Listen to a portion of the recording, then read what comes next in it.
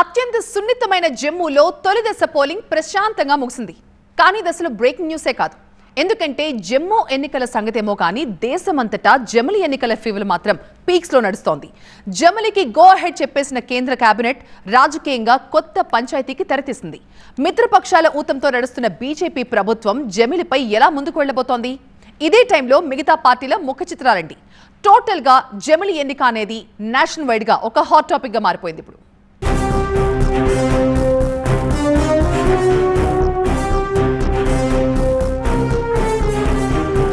అదిగదిగో pan India ఎన్నిక. జమిలికి కేంద్ర కేబినెట్ గ్రీన్ సిగ్నల్. జమిలి ఎక్స్పెరిమెంట్ లో వాట్ నెక్స్ట్? ఒక్క దేశం ఒక్కటే ఎన్నిక ఎలా సాధ్యం? కేంద్ర కేబినెట్ సంచలన నిర్ణయం తీసుకుంది. రామ్నాథ్ కోవింద్ కమిటీ సిఫార్సులకు ఓకే చెబుతూ 2029 నుంచి జమిలి ఎన్నికలకు సంసిద్ధత ప్రకటించింది. దీంతో మోదీ 3.0లోనే జమిలి ఎన్నికలు షురు అయ్యే సూచనలు బలపడ్డాయి. జమిలికి సంబంధించి శీతాకాల సమావేశాల్లో బిల్లు ప్రవేశపెట్టే అవకాశాలను పరిశీలిస్తోంది ఎన్డీఏ ప్రభుత్వం. ఇంత పెద్ద లా తీసుకొస్తున్నప్పుడు తప్పకుండా ప్రభుత్వం మిత్రపక్షాల్ని వేరే పార్టీల్ని అందరినీ కన్సల్ట్ చేసి ఉంటారు. అదేంటంటే ముఖ్యం ఇలాంటి అవసరం వచ్చిన చట్టాలు నార్మల్ పార్లమెంట్ చట్టం కావాలా లేకపోతే కాన్స్టిట్యూషనల్ అమెండ్మెంట్ కావాలా? కాన్స్టిట్యూషనల్ అమెండ్మెంట్ అంటే 2/3 మెజారిటీ కావాలి.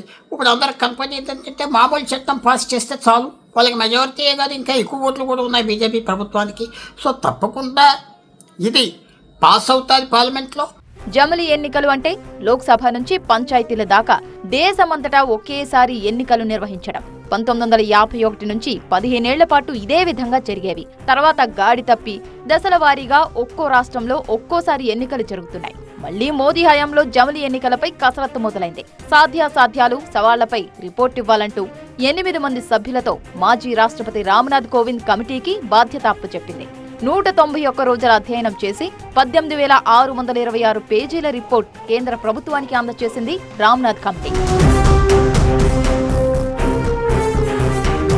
అనేక దఫాలుగా ఎన్నికలు నిర్వహించడం వల్ల ఆర్థిక భారం పెరగడమే కాక వలస కార్మికులకు ఇబ్బంది కలుగుతోందని అభిప్రాయపడింది రామ్నాథ్ కమిటీ.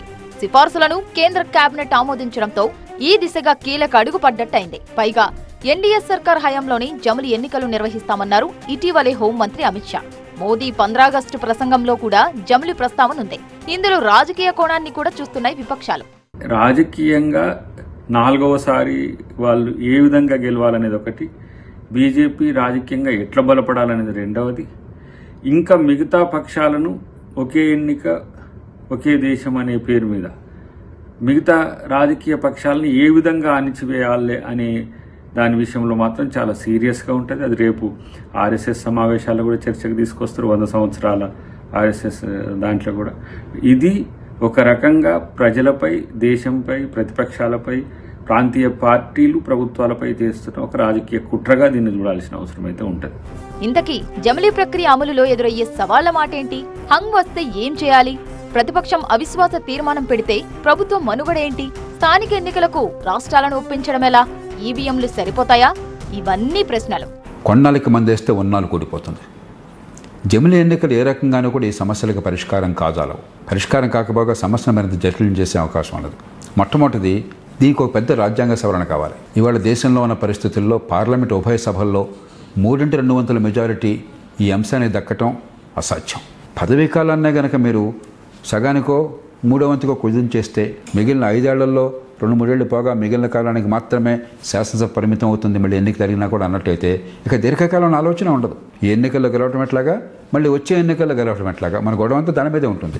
ఇప్పటికే 32 పార్టీలు ఓకే చెప్పినప్పటికీ ప్రధాన ప్రతిపక్షం కాంగ్రెస్ సహా 15 పార్టీలు వ్యతిరేకిస్తున్నాయి. ఇది ప్రజాస్వామ్యం. ఏదనిపిస్తే అది చెయ్యడం కుదరదు అంటోంది కాంగ్రెస్ పార్టీ. हम तो उसको नहीं मानते, ये नहीं चलने वाला है डेमोक्रेसी में. ये डेमोक्रेसी को टिकाना है तो जब जब चाहिए तब इलेक्शन करना पड़ेगा. వన్ నేషన్ వన్ ఎలక్షన్ పై స్పష్టత మాత్రం లోపిస్తోంది. అమలుపై ఎలా ముందుకు వెళ్తారో వేచి చూసే ధోరణిలో ఉన్నాయి మరికొన్ని పార్టీలు. ఇప్పుడే మీరే చెప్తున్నారు ఒక దేశం ఒక ఎన్నిక అని, కానీ మరి అది ఎట్లా నిర్వహిస్తారు, ఎట్లా ముందుకు పోతారు ఆ విషయంలో ఇంకా వివరాలు తెలవాలి. ఎందుకంటే మొన్ననే పార్లమెంట్ ఎన్నికలు అయినాయి ఏప్రిల్ మేలో. మరి మొన్ననే పార్లమెంట్ ఎన్నికలైన తర్వాత 1 నేషన్ 1 ఎలక్షన్ అంటే మరి ఉన్న రాష్ట్ర ప్రభుత్వాలను ఎట్లా కొనసాగిస్తారా, రద్దు చేస్తారా, ఎప్పుడు నిర్వహిస్తారు, ఎట్లా నిర్వహిస్తారు, ఇవన్నీ కూడా కేంద్ర ప్రభుత్వం ముందుగా వివరంగా చెప్పిన తర్వాత మా పార్టీలో కూడా ఆలోచించి పెద్దలు కేసీఆర్ గారు ఇంకా ఇతర సీనియర్ నాయకులు అందరం కూడా కూర్చొని మాట్లాడుకుని తప్పకుండా మా పార్టీ వైఖరి వెల్లడిస్తాం. జమిలీ కోసం 18 రాజ్యాంగ సవరణలు చేయాల్సి ఉంది. అన్ని రాష్ట్రాల్ని, అన్ని రాజకీయ పార్టీల్ని ఒక్కతాటి మీదకు తీసుకువచ్చి జమిలీకి జిందాబాద్ కొట్టించాలి. ఇన్ని అడ్డంకుల్ని అధిగమించి మోదీ థర్డ్ ఇన్నింగ్స్ లోనే జమిలీ సాధ్యమవుతుందా లేదా అనేది బిగ్ క్వశ్చన్.